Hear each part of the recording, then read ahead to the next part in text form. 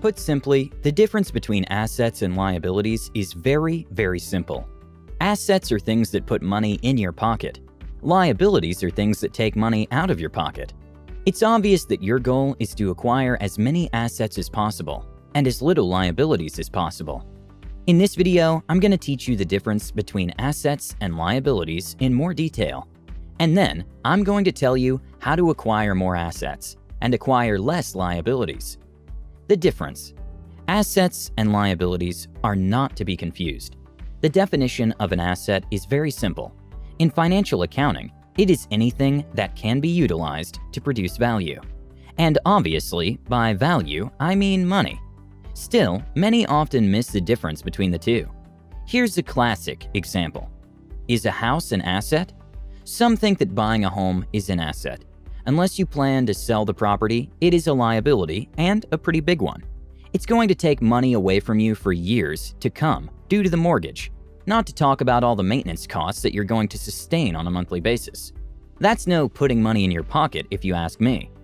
On the other hand, if you plan to resell the property at a higher price, that can be considered an asset. You can also call assets investments if you pay to acquire. Why? Because investments are anything that can bring a measurable return on an initial payment.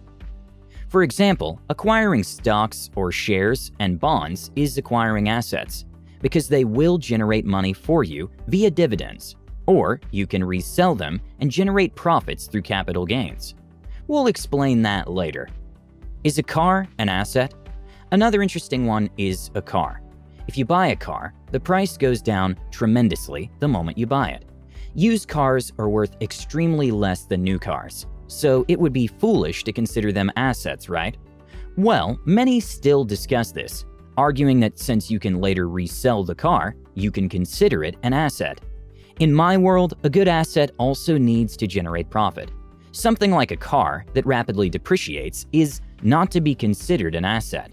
Whether you sell it 2 hours or 2 years after buying it, you will still not be profitable, because you won't sell it for a higher price. Obviously, there are some exceptions. There are historic cars or collectible cars that can raise in value. We're not talking about those rare cases. We're talking about what most people buy, which is a day-to-day car to drive for personal purposes. Difference between tangible and intangible assets. This one is very easy. Tangible assets are physical. You can touch and interact with them. Some examples are land, property, equipment, cash, inventory, and so on. Intangible assets are assets that you cannot touch. They aren't physical. Some examples are brands, patents, copyrights, and so on. Financial versus real assets. Those are often confused and not separated. People just lump together real and financial and tangible assets like they're the same thing and bring the same profit. But that's not how it works in reality. Simply put, real assets have an intrinsic value. The intrinsic value is the real value of an asset without any market influence, which is why they're called real assets. Financial assets use the market trading price to define their value, which means you could more easily end up paying for something more than it's actually worth, which isn't good because you'll lose money, which is also why people like Warren Buffett talk a lot about finding out the intrinsic value of a company, so that you know if a stock costs more than its real value. If the market price is lower than the intrinsic value, you will very likely find a profit in the future when the market price will come close to or exceed intrinsic value. Financial assets, on the other hand, derive their value from contractual claims. Two examples are stocks and bonds, which I will explain shortly, and they're considered tangible assets. Amongst them, financial assets are easier to convert into cash. Assets like real estate and commodities are harder to cash in on. The mother of all assets. Stocks. If you don't know how they work, I'm going to make it so simple that you're 100% going to understand them by the end of this video. Stocks are the most well-known assets, and they have huge potential for those that know how to invest in them.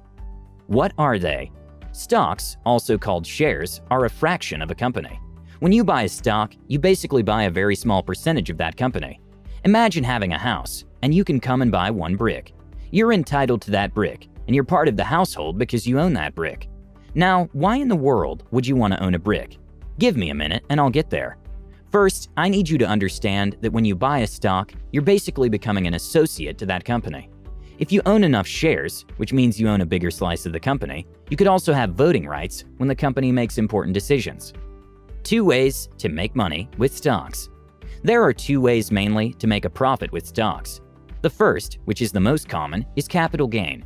This means that you buy a stock and you wait for its price to go up and then you sell it. For example, you might buy a stock for $5 and then sell it for $7. You would make a profit of $2 and you're good to go. Do prices only go up? No, they fluctuate. That's what all the graphs represent. Prices can go up and down depending on demand and supply of the market. The more demand a stock has, the more it will cost. So if you think that a stock will grow in demand in the future, you should buy it because it's going to rise in value, which means you will be able to sell it for a higher price.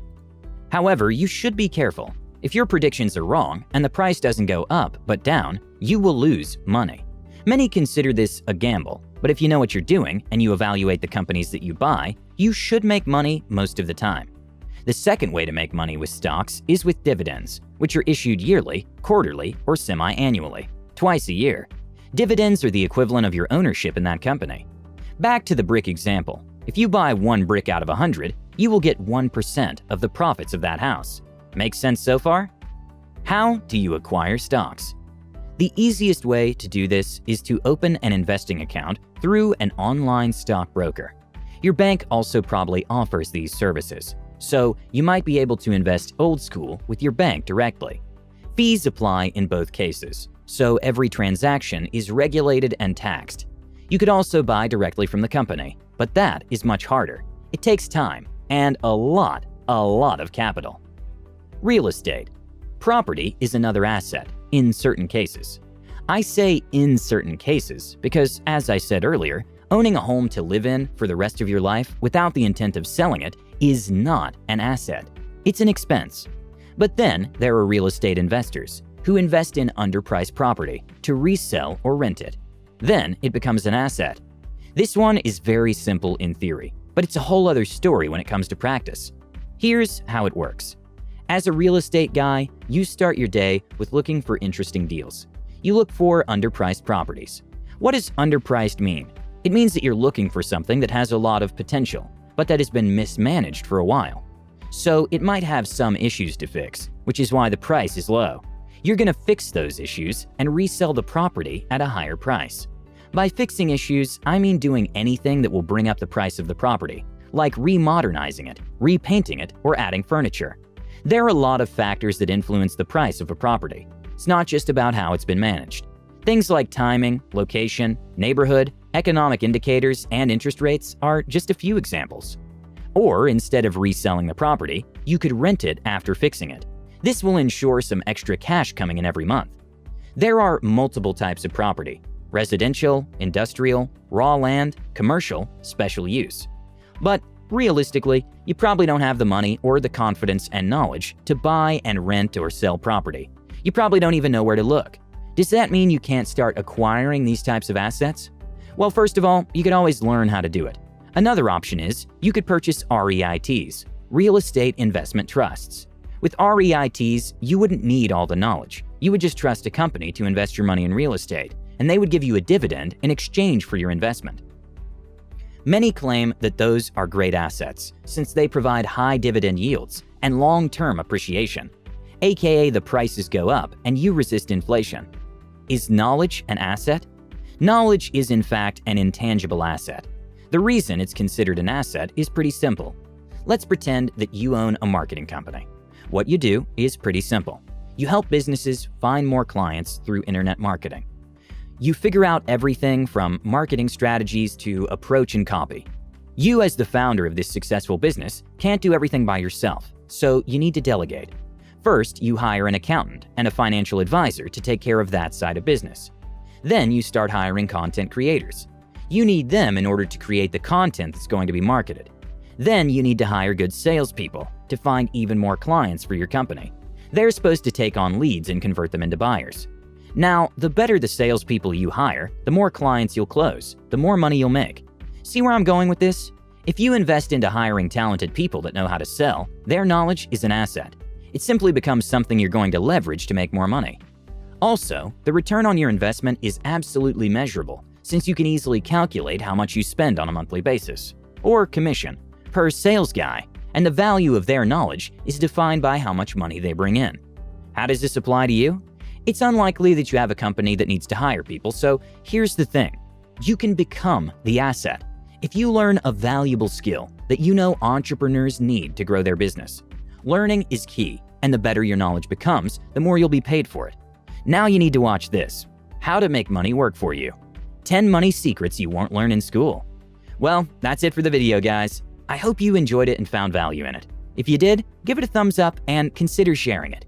If you're new to the channel, welcome, and subscribe for more content like this. With that said, have a great day, you guys, and I'll see you in the next one.